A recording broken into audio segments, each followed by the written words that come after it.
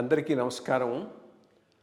IYR talks మొదలుపెట్టి ఎఫెక్టివ్గా postings మొదలుపెట్టి ఒక సంవత్సర కాలం అయింది. ఈ సంవత్సర కాలంలో సబ్స్క్రైబర్స్ బేసు 3,000 నుంచి 33,000 దాకా పెరిగింది. ఐవైఆర్ టాక్స్ను ఆదరిస్తున్న మీ అందరికీ నా ధన్యవాదాలు. భవిష్యత్తులో కూడా ఇదే రకంగా ఐవైఆర్ టాక్స్ని మీరు ఆదరిస్తారని ఆశిస్తూ ఉన్నాను. Thank you. ఇప్పుడు 2 తెలుగు రాష్ట్రాల్లో ఆంధ్ర తెలంగాణలో ప్రధానంగా నీటి యుద్ధం నడుస్తూ ఉంది. నీటి యుద్ధం 2 రకాలుగా నడుస్తూ ఉంది. ఒకటి 2 రాష్ట్రాల మధ్య,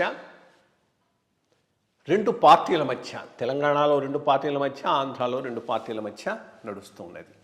ఒకటి ఇదంతా స్టార్ట్ అయింది తెలంగాణలో కేసీఆర్ గారి టైంలో స్టార్ట్ చేసినటువంటి చాలా లిఫ్ట్ ఇరిగేషన్ స్కీమ్స్, వాటిని ఈ ప్రభుత్వం కాంగ్రెస్ ప్రభుత్వం వచ్చిన తర్వాత రివ్యూ చేయటం, వాటి మీద కొన్ని కమిషన్లు వేయటం, వాళ్ళ ఇచ్చినటువంటి ఆ రిపోర్ట్లను బేస్ చేసుకొని కొంత చర్యలకు ఉపక్రమించటం, దీని మీద డిస్కషన్ చేయటం వలన ఇది చాలా ప్రాముఖ్యంలోకి వచ్చింది. మొట్టమొదటి ఇదంతా ఈ మధ్య పాలమూరు రంగారెడ్డి ఎత్తిపోతల పథకం మీద స్టార్ట్ అయింది. పాలమూరు రంగారెడ్డి ఎత్తిపోతల పథకం జూరాల నుంచి చేసి ఉంటే చాలా తక్కువ ఖర్చుతో అయి ఉండేది. దీనిని శ్రీశైలానికి మార్చటం కేవలం కాంట్రాక్టర్ లబ్ధి పొందటానికే మార్చారనేటటువంటి పెద్ద ఎలిగేషన్ రేవంత్ రెడ్డి గారు గత ప్రభుత్వం మీద వేయటం జరిగింది. మరి దీని మీద ఎంక్వైరీ చేస్తాడా, దీన్ని ఫర్దర్గా తీసుకుపోయి లాజికల్ కంక్లూషన్కి తీసుకుపోతాడా, చూడాలి ఏం చేస్తాడనేది. బట్ దీనికి కౌంటర్ హరీష్ రావు గారు, జూరాల్లో అయితే 6 TMCA ఉంటుంది, ఇక్కడైతే ఎక్కువ TMCA ఉంటుంది కాబట్టి ఇక్కడికి మార్చామన్నారు. కానీ ఇక్కడ 2-3 అంశాలను మనం పరిశీలించాలి. ఎత్తిపోతలు ఎప్పుడు ఎత్తిపోద్దాం అనుకుంటున్నారు?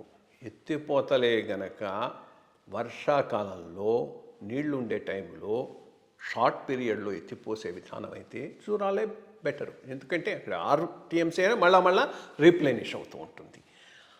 ఇక్కడికి ఆ టైంలో వస్తాయో లేదు కూడా చెప్పలేము. అది నిండి ఓవర్ఫ్లో అయినప్పుడే ఇక్కడికి రావటం జరుగుతుంది. రెండోది, శ్రీశైలం మీద కంపీటింగ్ క్లెయిమ్స్ ఉన్నాయి.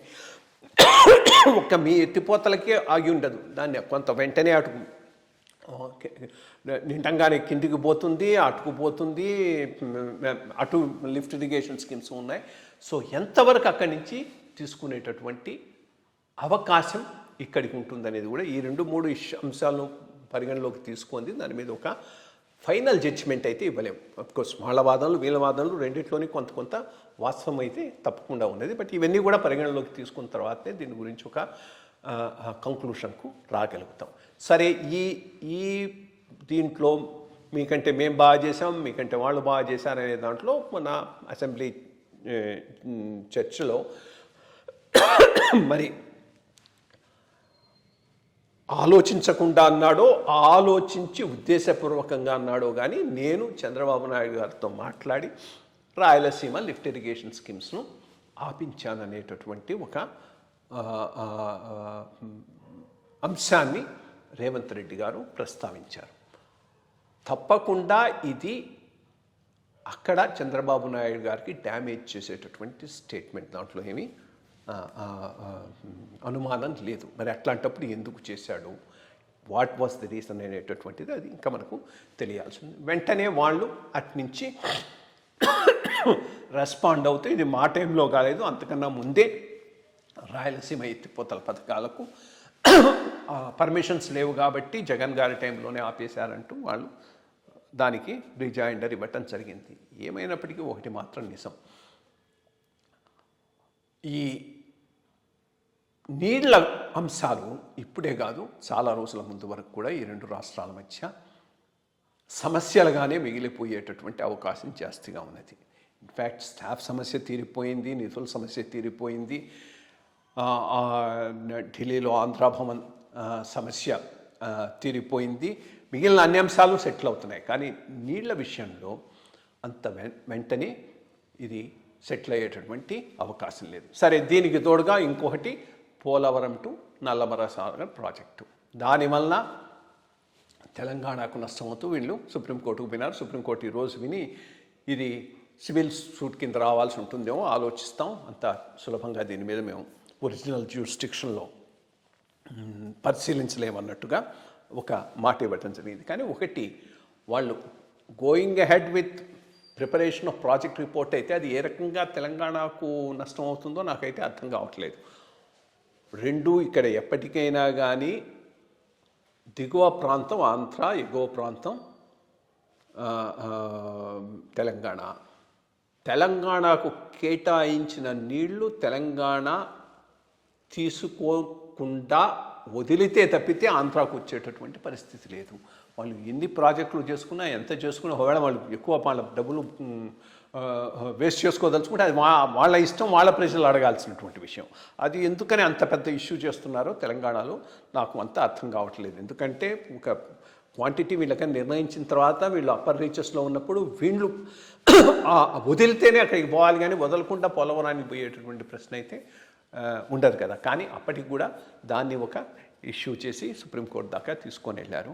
చూడాలి ఈ ఈ ఈ ఈ